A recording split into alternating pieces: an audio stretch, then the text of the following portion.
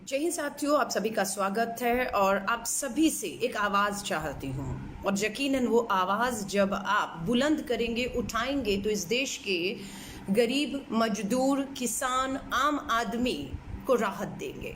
आप सबको मालूम है कि पिछले 18 दिनों से केंद्र की मोदी सरकार लगातार हर रोज पेट्रोल और डीजल के दाम को बढ़ाए चले जा रही है। जब पेट्रोल डीजल बढ़ेगा तो साफ सी बात है, ट्रांसपोर्टेशन महंगा होगा। जब ट्रांसपोर्टेशन महंगा होगा तो यकीनन है कि सामान, वस्तुएं और चीजें भी महंगी होंगी। जब महंगी होंगी तो महंगाई की मार किसे पड़ती है? गरीब और आम आदमी को। अमीर को फर्क नहीं पड़ेगा, उससे अमीर को कोई फर्क नहीं पड़ेगा।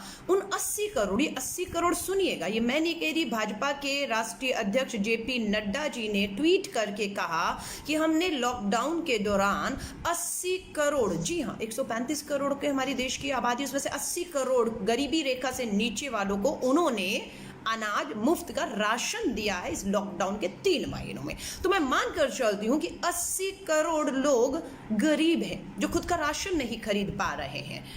इतनी महंगाई अगर होगी तो आप सोच लीजिए उस गरीब का क्या होगा। मैं आपको बताती हूँ, जो कहते हैं कांग्रेस की डॉक्टर मनमोहन सिंह की सरकार ने क्या किया है, प्लीज उन्हें जाकर बताइए। मैं बहुत पीछे जाने को कहेंगे तो 2008 में भी ले जाऊंगी, लेकिन मैं 2014 में जब कांग्रेस की मनमोहन सिंह सरकार ने सत्ता छोड़ी थी, तब पेट्रोल के ऊपर सरकार ने कितनी जो है एक्साइज ड्यूटी जो है वो लगाई थी, वो थी 9 रुपए 20 पैसे पेट्रोल पर। भारत सरकार, मनमोहन सरकार ने एक्साइज ड्यूटी लगाई 9 रुपए 20 पैसे। आज 2020 में 6 सालों के अंदर केंद्र की मोदी भाजपा सरकार ने पेट्रोल पर कितनी एक्साइज ड्यूटी लगा दिया? 32 रुपए 98 पैसे, यानी कि लगभग 33 रुपए। हमारी कितनी थी? 9 रुपए 20 पैसे, इनकी कितनी है? 33 रुपए। डॉक्टर मनमोहन सिंह जी की 2014 की सरकार में डीजल के ऊपर उत्पादन शुल्क एक्साइज ड्यूटी कितनी थी? 3 रुपया 46 पैसे। जी हाँ, डीजल पे 3 रुपया 46 पैसे एक्साइज उत्पादन शुल्क मनमोहन सिंह सरकार ले रही थी। और मोदी सरकार कितने ले रही है? 31 रुपए 83 पैसे, लगभग 32 रुपए। हम 3 रुपए ले रहे थे, ये 32 रुपए ले रहे हैं। 6 सालों में ये एक्साइज ड्यूटी पूरे विश्व में भारत, जी हाँ पूरे विश्व में भारत एक्साइज ड्यूटी टैक्स वसूलने वाला सबसे नंबर 1 देश बन गया है। कनाडा, अमेरिका, जापान भी तेल के ऊपर इतना टैक्स नहीं लगा रहा, इतनी वसूली नहीं कर रहा पूरे विश्व में जितना टैक्स लगाकर वसूली करके भारत नंबर 1 पर खड़ा हुआ है।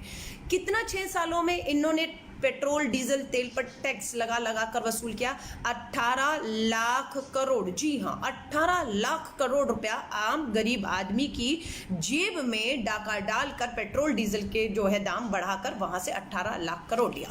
आज जो अंतर्राष्ट्रीय बाजार है, वहां पर अंतर्राष्ट्रीय बाजार में कच्चे तेल की कीमत कितनी है? 42.41 डॉलर, लगभग अगर मैं आपको मान लूं $42 प्रति बैरल, $42 प्रति बैरल। मनमोहन सिंह जी की सरकार में 2014 में ये कच्चे तेल की कीमत अंतर्राष्ट्रीय बाजार में कितनी थी? 107 रुपए।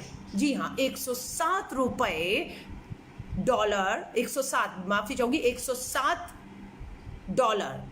प्रति बैरल। आज कितनी है? $42 प्रति बैरल।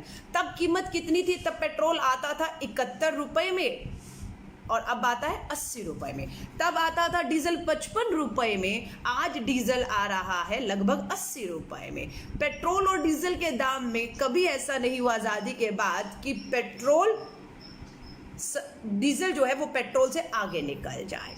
डीजल की कीमतें पेट्रोल से ज्यादा कर दी हैं। ये कभी नहीं हुआ, ये पहली बार हुआ है। किसी को समझ नहीं आ रहा है। किसी ने सही कहा है, पेट्रोल पंप पे अब देखने को मिलेगा अक्कड़ बक्कड़ बम्बे बो 80 हो गया है, अब 90 और पूरे 100 होने वाला। अगर आप खामोश रहेंगे, अगर आप आवाज उठाएंगे।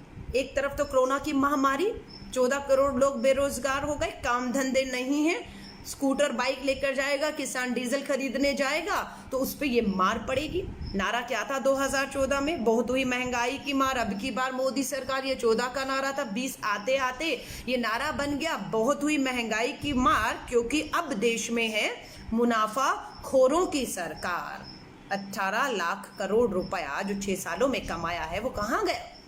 हम कहते हैं अर्थव्यवस्था चरमरा रही है, निर्मला सीतारमण जी कहते हैं कि नहीं, देश की अर्थव्यवस्था पूरी मजबूती से अपने पैरों पे खड़ी और हम आगे बढ़ रहे हैं। जब अर्थव्यवस्था सही कर रही है तो गरीब को, मजदूर को, किसान को पेट्रोल डीजल के दाम बढ़ाकर मारा क्यों जा रहा है? ये कोरोना महामारी के दौरान जो मार पड़ी है, जो जख्म है, उन पे तो मलहम लगाने का काम किया जाना चाहिए था, लेकिन पेट्रोल डीजल के दाम बढ़ाकर आप मलहम नहीं लगा रहे हैं, आप उनमें नमक छिड़कने का काम कर रहे हैं।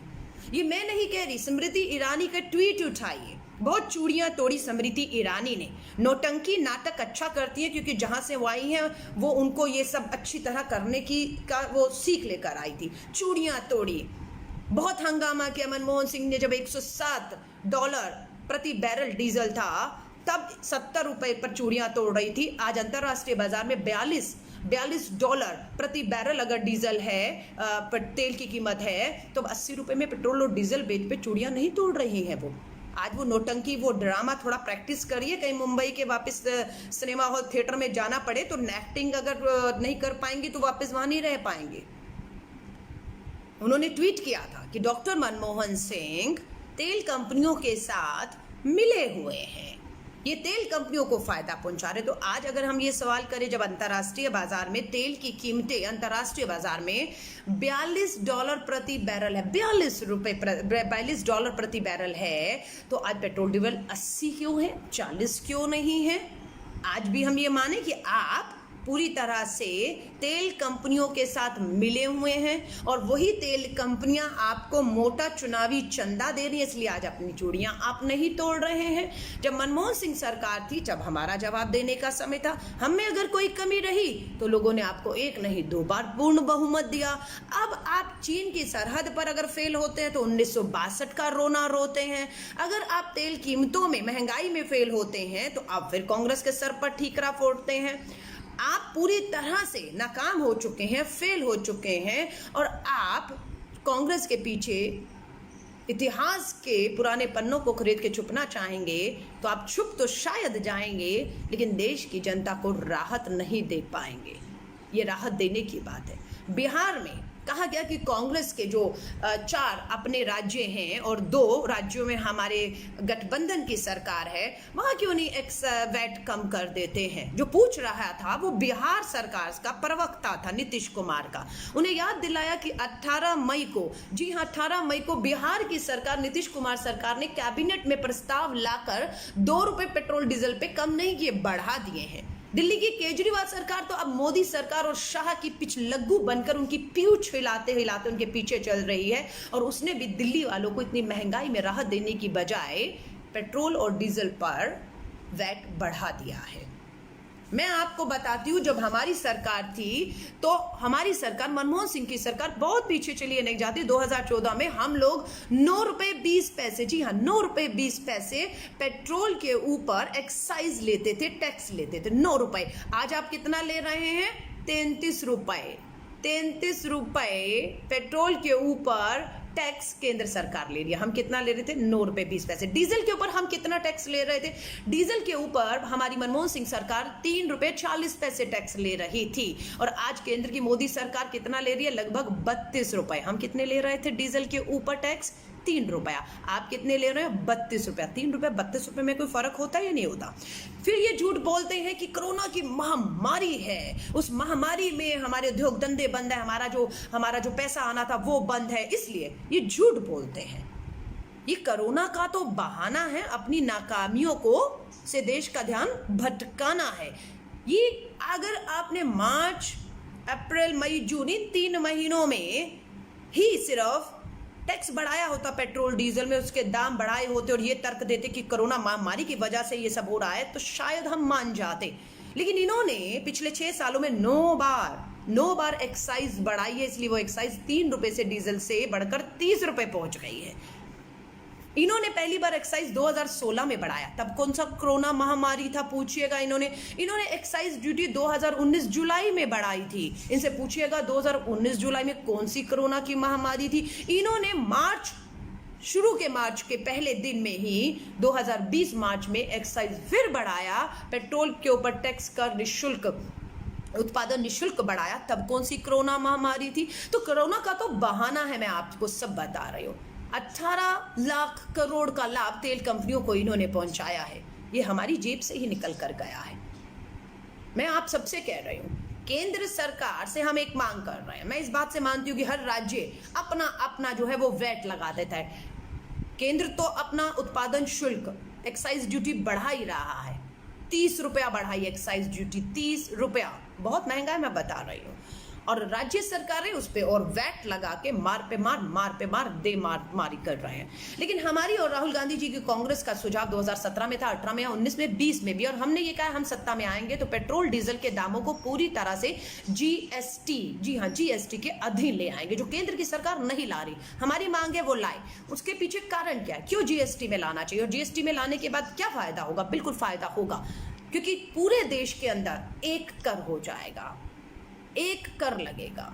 उसके बाद जो देश की सरकार है और राज्यों की सरकार है, वो एक्साइज ड्यूटी और वैट के नाम पर अपने अपने टैक्स, कोई 4%, कोई 10%, कोई 15%, कोई 30% तक लगा रहा है, वो नहीं लगा पाएगा, अपनी मनमानी नहीं कर पाएगा। अपनी मनमानी के तानाशाह तरीकों से आप लोगों पर टैक्स नहीं थोप पाएंगे अगर आप जीएसटी के अधीन आ जाएंगे, क्योंकि जीएसटी पेट्रोल, डीजल और तेलों को एक ही दामों में सामान्य रूप से ले जाएगा। जो तेल और पेट्रोल की, डीजल की कीमत जम्मू कश्मीर में होगी, वही मुंबई, कलकत्ता और वही दिल्ली में भी होगी, जो अभी नहीं है, जिसका फायदा सरकारें, तेल कंपनियां, राज्य सरकारें भी मिली होंगी तेल कंपनियों से। जब ये आरोप हम पर लगता है तो आप पे आरोप क्यों नहीं लगे कि आप केंद्र की सरकार और राज्य सरकारें तेल कंपनियों से शायद मिली हुई है, इसलिए तेल कंपनियों के दबाव में केंद्र तो दाम बढ़ाता है, राज्य सरकारें भी वैट बढ़ा देती हैं, और इतना वैट बढ़ा देती है कि वहां की तेल कंपनियों को लाभ पहुंचता है, चुनावी जनता उन्हें भी मिलता हो।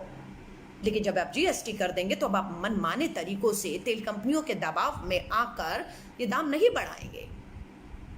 अगर कच्चे तेल की कीमतें अंतर्राष्ट्रीय बाजारों में बड़ी होती, जब मनमोहन सिंह जी के समय 2014 में $107 प्रति बैरल था, तब बड़ी होती तो समझ आता कि अंतर्राष्ट्रीय बाजार में तेल बहुत महंगा है, इसलिए वो थोड़ा बहुत उसका बोझ आम जनता पर भी आ रहा है। लेकिन मनमोहन सिंह सरकार ने 2014 में जब $107 प्रति बैरल तेल, कच्चे तेल की कीमतें थी, तब भी हम लोगों ने 70 रुपए से ऊपर नहीं जाने दिया। आज कच्चे तेल की कीमत 2020 में जब है तो अंतर्राष्ट्रीय बाजार में $42 पर है, $42 प्रति बैरल, और आज ये 80 रुपया वसूल रहे हैं।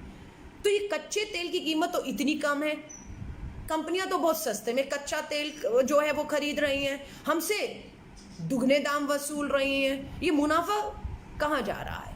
आप गरीब आम आदमी को मार कर तेल कंपनियों को लाभ पहुंचाकर क्या फायदा हो जाएगा? और एक अंधभक्त का मैंने संदेश पढ़ा, ये अंधभक्त, इनकी भक्ति में ये इतने बेशर्म हो चुके हैं कि इन्हें गरीब का दर्द दिखना बंद हो गया है। एक अंधभक्त लिखता है कि लॉकडाउन के दौरान जब शराब दारू की दुकानें खोली थी, तो ये जब दारू खरीद सकते हैं महंगी, तो ये क्या पेट्रोल डीजल नहीं खरीद सकते? अरे लानत है, शर्म करो, डूब मरो चुल्लू भर पानी में। पेट्रोल सिर्फ वो नहीं खरीद रहा जो लाइनों में खड़ा होकर दारू खरीद रहा था आपके लॉकडाउन जब आपने खोला था, और दिल्ली की सरकार ने 70% जो है उस पे जो है वो कोरोना टैक्स लगा दिया था। शर्म आनी चाहिए कि आप दिल्ली की 2 करोड़ आबादी को और देश की 135 करोड़ गरीब आबादी को दारूबाज कहकर, ये कहकर बेशर्म भाजपा सरकार की ये दारू खरीद सकते हैं महंगी, तो ये पेट्रोल नहीं खरीद सकते। अरे शर्म कीजिए। इस देश का किसान, सरहद पे लड़ता जवान, बेरोजगार युवा, घर में काम करती हुई गृहिणियां, आज वो सब आपको दारूबाज लग रहे हैं?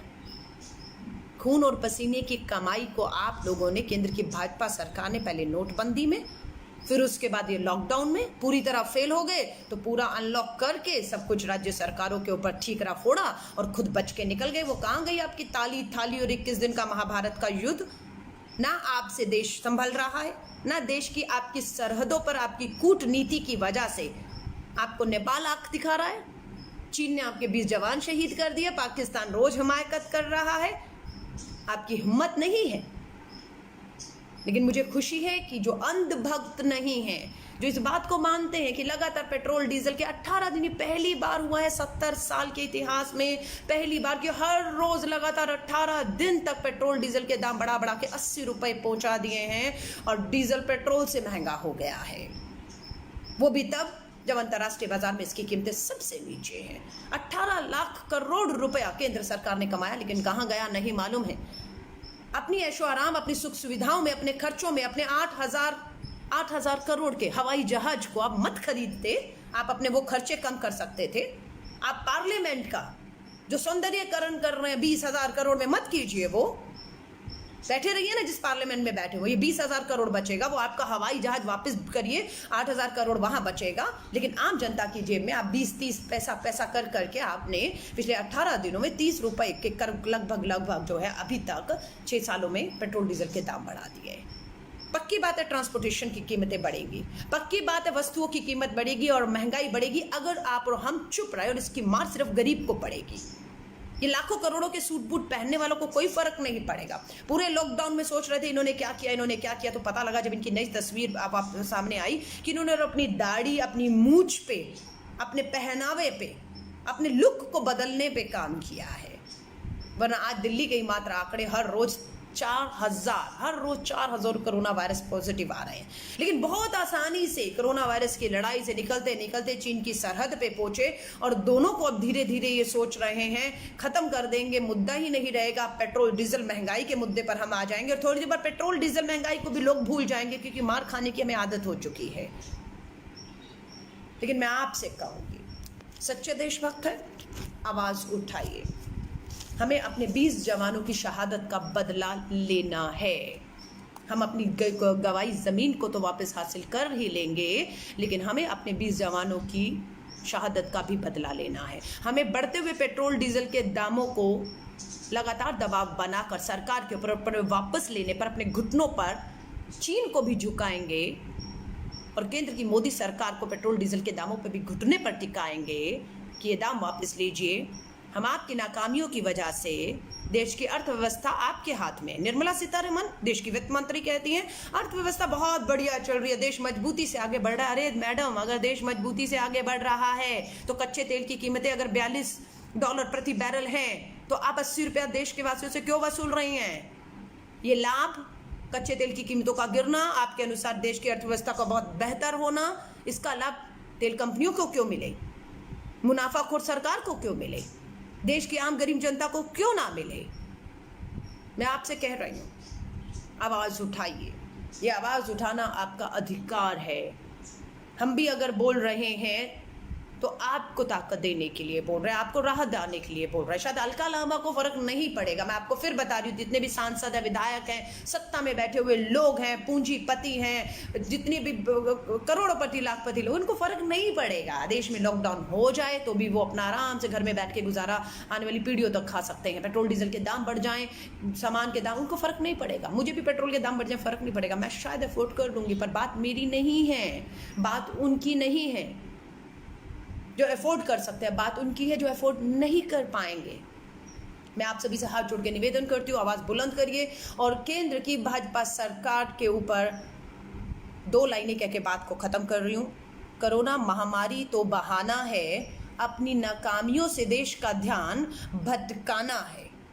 दूसरा, 2014 का इनका नारा, बहुत हुई महंगाई के बाद, अब मोदी सरकार के बाद अब ये नारा 2020 में हो गया है, बहुत हुई महंगाई की मार, क्योंकि अब है देश में मुनाफाखोरों की सरकार। आवाज़ बुलंद करिए। केंद्र की मोदी सरकार को घुटनों पर आने पर तेल के बड़े दामों को वापस लेने पर मजबूर आपको हमें मिलकर करना होगा। वीडियो को शेयर करिएगा ताकि ये आवाज़ इतनी फैले जिसमें हम सबका समर्थन लगे कि ये आवाज़ देश के 135 करोड़ और भाजपा के अनुसार 80 करोड़ जो गरीब लोग हैं, ये उनकी आवाज़ है, उन्हें राहत देने की आवाज़ है और वो तो हम दिलवा कर रहेंगे। जय हिंद, जय भारत।